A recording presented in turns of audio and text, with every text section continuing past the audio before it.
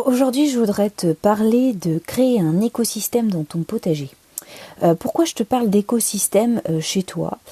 Généralement, on parle d'écosystème quand on parle en fait d'un ensemble de plantes, tu vois, ou d'insectes ou d'animaux qui interagissent avec leur environnement. Ça, c'est un peu la définition lambda. Et qu'est-ce que ça va nous apporter concrètement? Qu'est-ce que ça va changer pour toi dans ton jardin et pourquoi faire ça? Concrètement, créer un écosystème chez toi, en fait, c'est un peu enclencher le cercle vertueux dans ton potager. C'est-à-dire que le but, c'est que ton jardin, il travaille seul, il travaille en autonomie, et que toi, tu sois là un petit peu comme un gardien qui va regarder un peu son jardin, mais qui ne va pas forcément interagir dessus, ou pas de manière directe. En temps normal, en fait, personne ne s'occupe des forêts, en fait, tu vois. Je compare un peu le potager à la forêt, parce que la forêt, c'est un peu un exemple pour tous, c'est-à-dire que c'est un peu l'écosystème autosuffisant. C'est-à-dire que personne ne va dans les forêts, tu vois, laisser des feuilles mortes, pailler les futures plantations, les futurs chênes ou les futurs arbres qui vont faire. Tout est un cycle que la nature a mis en place depuis des années et des années pour que justement tout se régénère, tu vois. C'est vraiment un cycle. Donc l'arbre va grandir à l'ombre des autres, pendant que les autres vont mourir, et ensuite redevenir de la terre qui va renourrir de futures plantes. Enfin, c'est vraiment ça le cycle de la forêt. Je le vulgarise très simplement, pardon. Mais c'est ça en fait. C'est vraiment simplifier les choses, et la forêt est le meilleur exemple pour ça. Eh bien, c'est un peu la même façon de voir les choses, tu vois, pour ton potager. Imagine que tu arrives dans ton jardin et que chacune de tes plantes n'ait aucune difficulté à pousser. Ce serait formidable. Pardon, je suis un petit peu malade aujourd'hui. En tous les cas, sache que voilà, c'est possible. Il n'y a pas forcément besoin d'interagir de manière toute puissante dans ton jardin. Et c'est un peu la façon de fonctionner en fait. Le but, c'est de créer cet écosystème-là.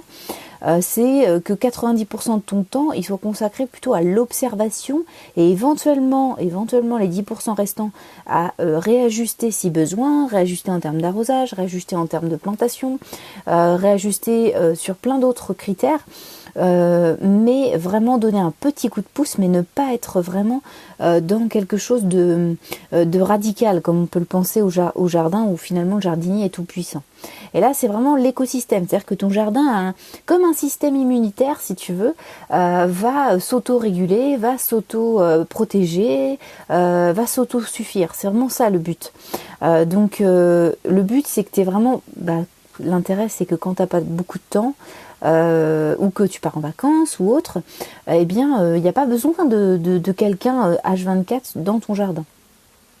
C'est un petit peu, tu vas être un peu comme un berger qui veille sur son troupeau, tu vois, il va faire 10% de son temps, ça va être la traite de son troupeau, et le reste du temps, ça va être les grands espaces, on emmène ses brebis ou ses vaches ou je ne sais quoi dans les montagnes, profiter des beaux paysages et manger de l'herbe et autres. D'ailleurs, c'est même pas que de l'herbe, c'est plein d'autres belles plantes pour les troupeaux.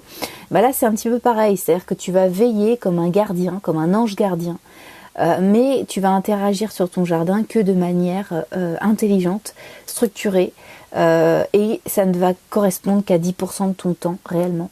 Le reste du temps, c'est vraiment de l'observation, une veille un peu sur ton jardin. Et ça, c'est top parce que finalement, on se rend compte qu'on n'a pas besoin d'interagir tant que ça avec son jardin. Donc, comment faire ça? Comment finalement créer cet écosystème? Le but, c'est vraiment faire venir des insectes, et les bons, c'est-à-dire pas les ravageurs qui viennent manger tes récoltes, mais les bons, c'est-à-dire les pollinisateurs, les bourdons, les abeilles, les papillons, des insectes comme ça. Les oiseaux qui finalement vont aussi réguler certaines apparitions d'insectes indésirables pour toi.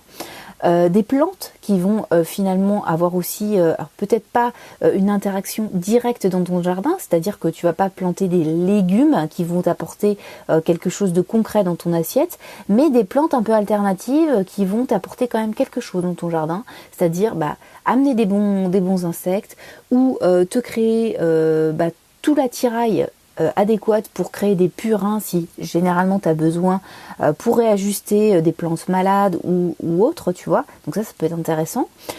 Ou des plantes qui peuvent être finalement sur des utilisations que tu n'avais pas forcément pensé, c'est-à-dire assaisonnement, tisane, décoction de plantes, donc guérison forcément des autres, nutrition des autres plantes également, donc ça peut être pas mal, ou également rebuter des prédateurs, c'est-à-dire vraiment la vocation de protéger tes plantes.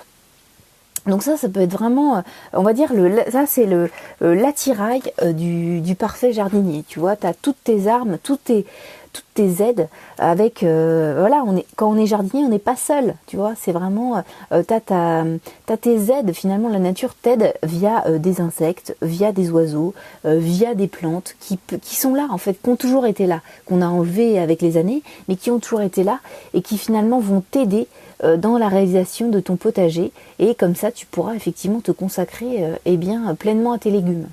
Voilà, écoute, si tu veux en savoir plus, tu cliques sur le lien en dessous de mon podcast. Je t'invite chez moi en fait via des vidéos. Tu vois exactement mon potager, comment le reproduire chez toi, avoir une production optimale.